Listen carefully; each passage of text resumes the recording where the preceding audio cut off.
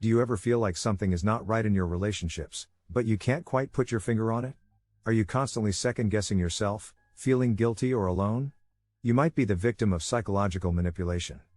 Psychological manipulation is a subtle and insidious tactic used by manipulators to control, deceive, and exploit their victims.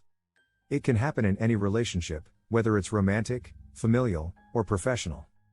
But the good news is that by understanding these tactics, we can protect ourselves and those around us. That's why in this video we will be discussing 15 signs of psychological manipulation that most people miss. From gaslighting to love bombing, isolation to guilt tripping, these are the warning signs to watch out for. With knowledge and empowerment, you can break free from the clutches of manipulation and live a happy and fulfilling life. So, stay tuned to learn more about psychological manipulation and how to protect yourself. Let's dive into the 15 signs of psychological manipulation that most people miss. First on the list is gaslighting. Gaslighting is when a manipulator makes their victim question their own sanity or memory. They might deny something happened, or twist the truth to make the victim believe they are imagining things. This tactic is used to make the victim doubt their own perception of reality, and to make them more reliant on the manipulator. Next is playing the victim.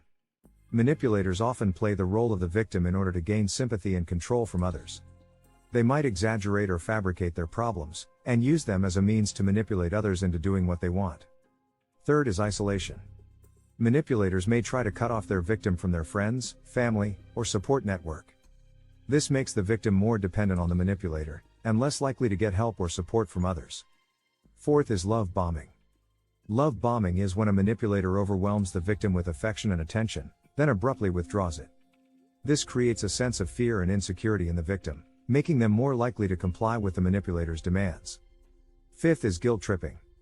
Manipulators may use guilt to control the victim's actions or thoughts. They might make the victim feel guilty for not complying with their demands, or for not understanding their perspective. Sixth is deflection. Manipulators often redirect the conversation away from their actions or behavior, in order to avoid accountability.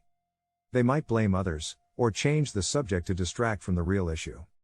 Seventh is playing dumb.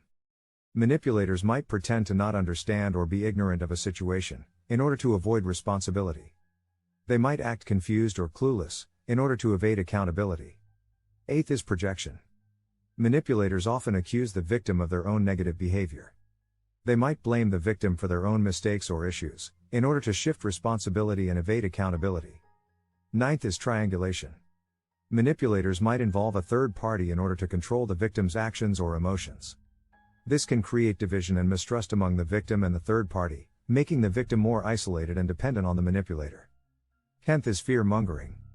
Manipulators use fear to control the victim's actions or thoughts. They might make threats or create a sense of danger in order to control the victim's behavior. 11th is control. Manipulators often try to control every aspect of the victim's life.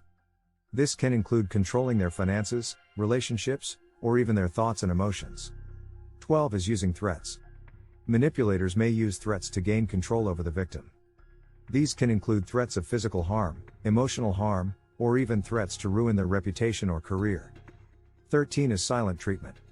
Manipulators might refuse to communicate with the victim as a form of punishment.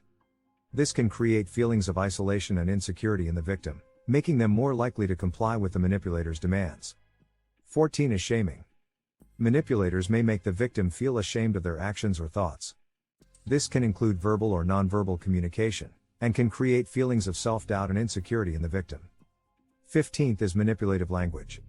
Manipulators use language to deceive or manipulate the victim. This can include using persuasive language, lying, or using ambiguous or misleading statements to control the victim's actions or thoughts. Remember, these are only some of the signs of psychological manipulation, and manipulators may use a combination of tactics to control their victims.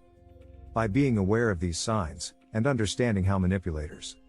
In conclusion, we've discussed 15 signs of psychological manipulation that most people miss. Remember, psychological manipulation is a serious issue that can have a detrimental effect on an individual's mental and emotional well-being. But by being aware of the signs and understanding how manipulators operate, we can all take steps to protect ourselves and those around us. Don't let anyone control your thoughts, emotions, and actions.